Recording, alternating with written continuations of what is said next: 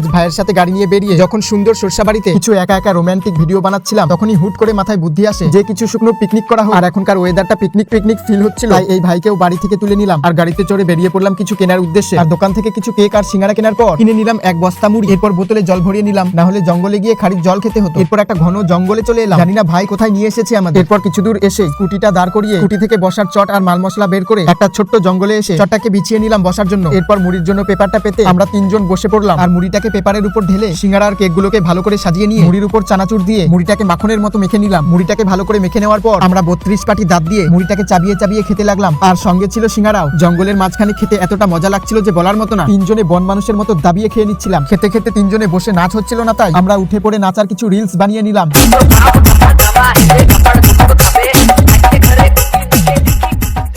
আর এখানেই শেষ হলো আমাদের মিনি ব্লগ। ভালো লাগলে সাবস্ক্রাইব করে দিও।